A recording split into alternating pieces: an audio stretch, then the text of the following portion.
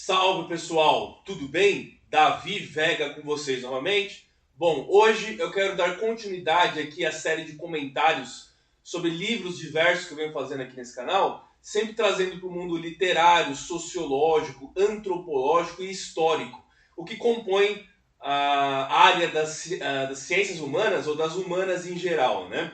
Bom, hoje eu quero falar especificamente de um livro que eu não vou ficar preso totalmente a esse livro, mas é um livro que eu encontrei que foi um grande divisor de águas na minha compreensão do período entre guerras que aconteceu entre a Primeira Guerra Mundial e a Segunda Guerra, depois da Primeira Guerra Mundial, né, e a Segunda Guerra Mundial, como por exemplo o que aconteceu na Espanha, na Guerra Civil Espanhola, guerra essa que meu avô participou no Exército Nacionalista do General Franco.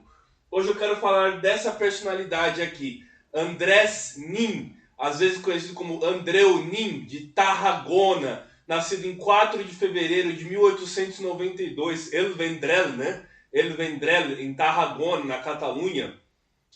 Mas já vamos falar desse livro propriamente dito. Antes de continuar, gostaria de avisar que esse meu canal ele é patrocinado pelo sebo Só Pepitas. O sebo Só Pepitas é um sebo de excelência dos meus grandes amigos Douglas e Simone. O que eles fazem? Eles pegam, mineram livros raros, pepitas, né?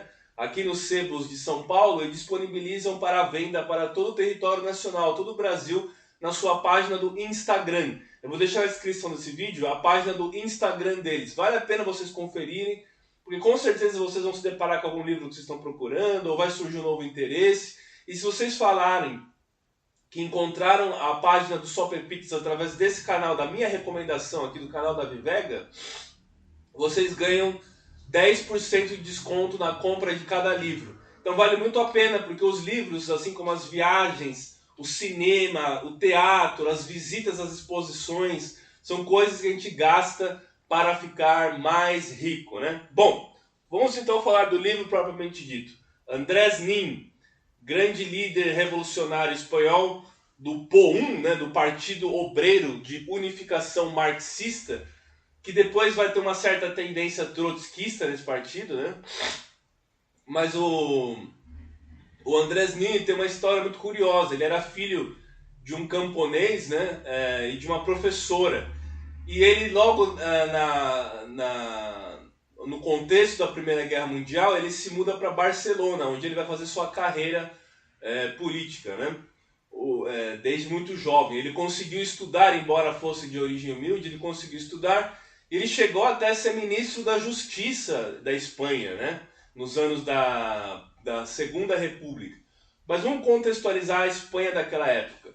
O rei Alfonso XIII, em 1931, abdicou do poder, fazendo com que em 14 de abril de 1931 fosse proclamada a Segunda República. O primeiro presidente dessa república foi Niceto Alcalá Zamora, e tinham grandes figuras, como por exemplo o próprio Francisco Largo Caballero, que vai ser conhecido como o Lenin espanhol, né? Que era do PSOE, Partido Socialista Operário, né? Obreiro espanhol, né?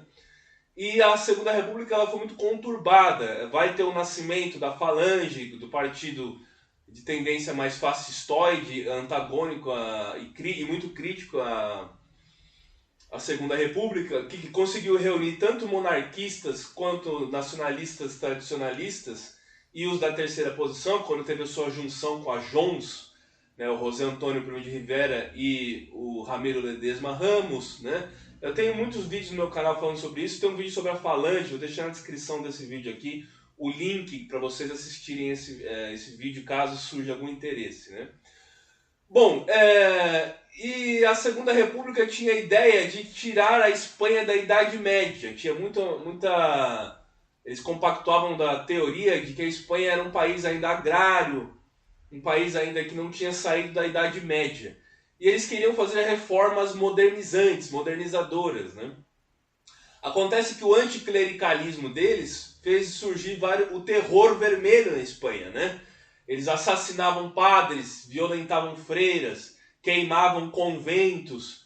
E isso foi um balde de água fria para os tradicionalistas, que já em 1931-32 teve a Sanjurjada do general José Sanjurjo, que tentou dar um golpe de Estado que fracassou.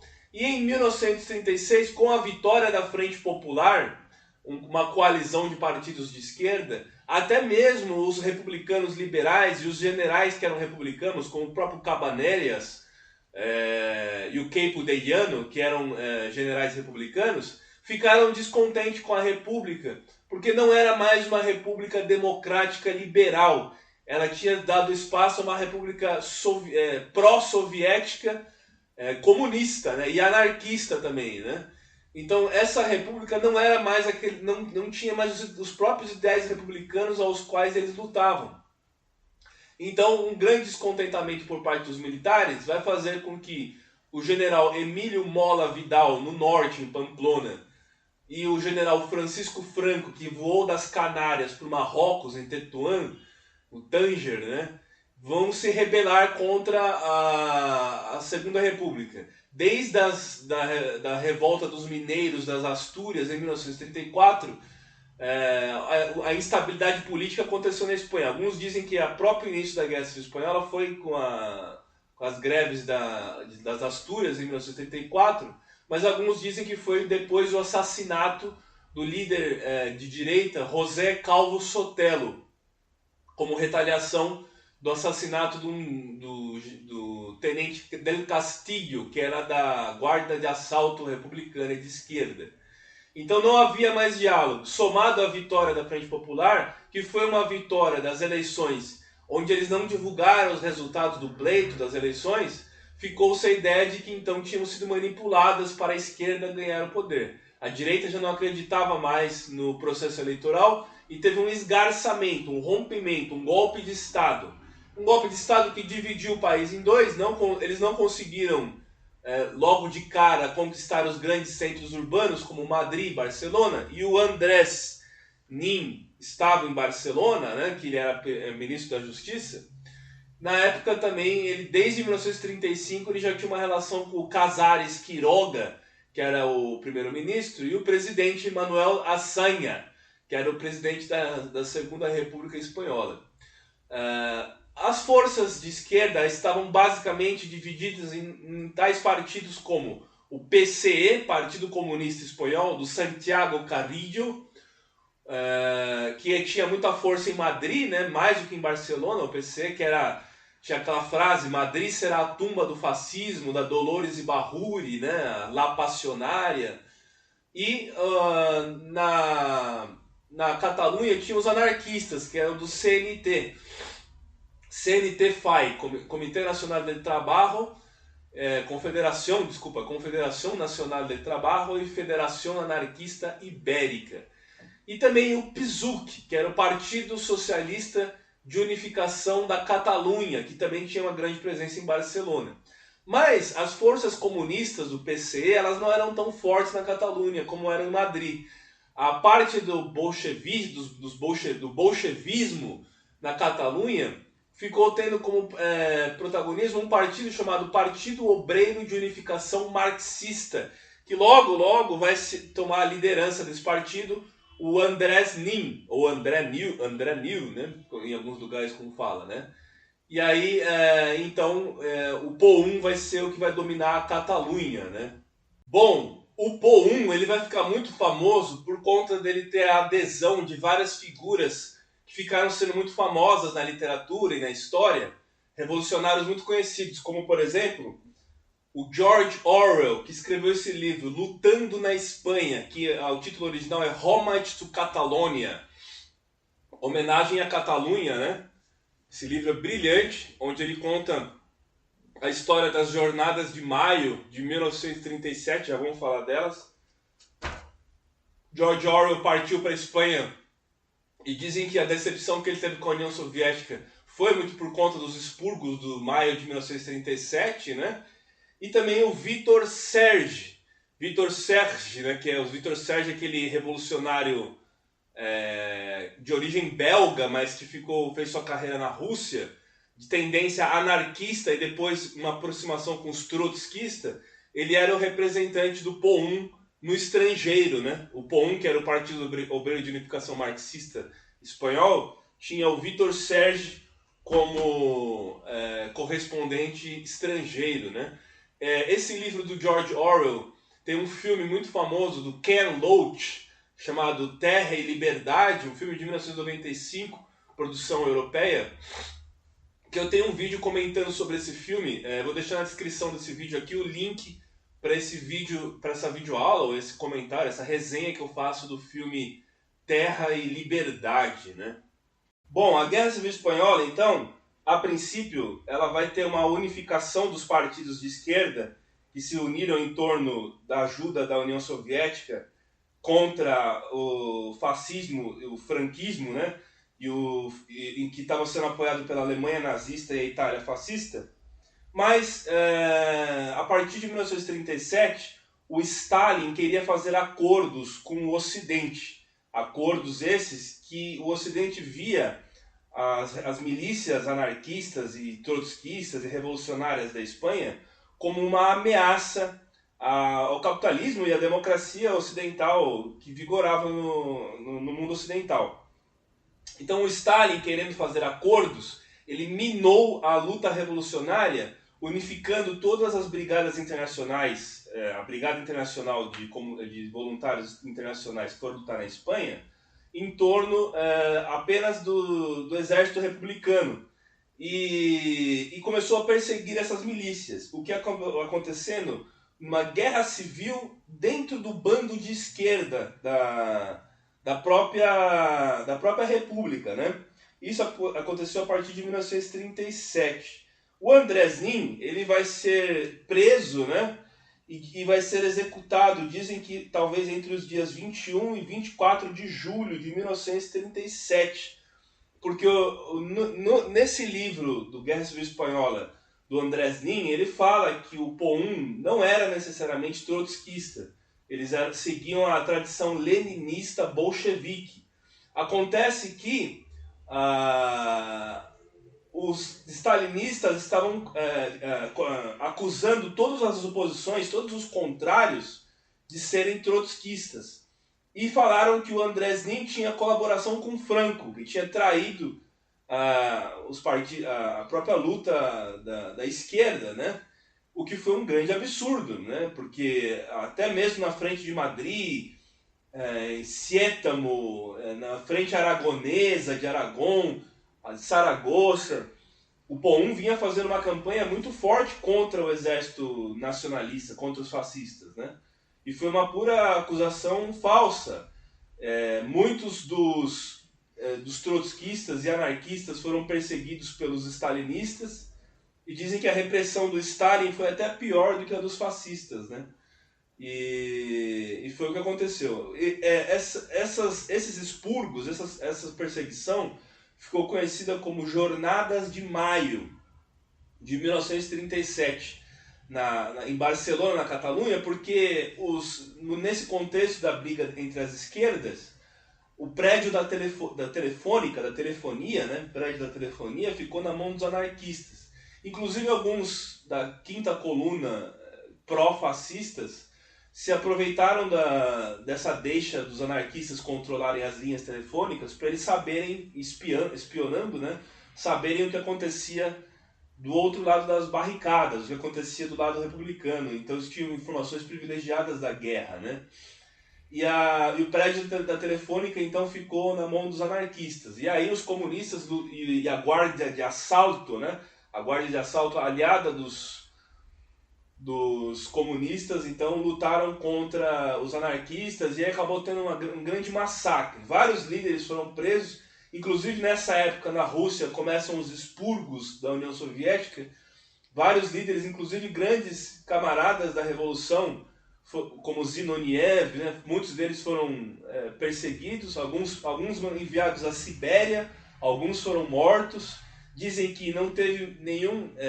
quem mais matou comunistas foi o próprio Stalin, né? Mais do que até os próprios fascistas, né? E aí nesse contexto o Andrés Nin então vai acabar sendo executado, vai perder sua vida, né? Bom, eu recomendo veemente esse relato do George Orwell, né, do Lutando na Espanha, porque ele vai trazer basicamente o embrião que o levou a se decepcionar com a União Soviética e a escrever o próprio Revolução dos Bichos, né? Animal Farm, Triunfo dos Porcos em Portugal, né? E também o 1984, que é a base de uma descrição do que é o totalitarismo, né? E esse 1984 é muito parecido com o que o Stalin fez na União Soviética e a perseguição dos trotskistas. O próprio Leon Trotsky vai ser exilado no México, né? E vai ser assassinado por um agente stalinista na cidade do México, né? Ele tinha ficado lá junto com a Frida Kahlo, né? Teve uma relação até com a Frida Kahlo, recebia muitas personalidades lá. O próprio Vitor Serge foi para o México também, mas o Trotsky acabaria assassinado. O George Orwell, que se chama Eric Arthur Blair, né, o pseudônimo de George Orwell, ele levou um tiro no pescoço, né, que danificou a voz dele. É parecido com a minha voz, que tô gripado, né? Tô brincando. Mas ele danificou a voz dele e ele era um grande além de jornalista, um grande radiofônico da rádio BBC, né? E ele levou um tiro no pescoço, danificando suas cordas vocais, né? Muito interessante, é muito legal o filme do Terra e Liberdade, também do Ken Loach, recomendo veemente.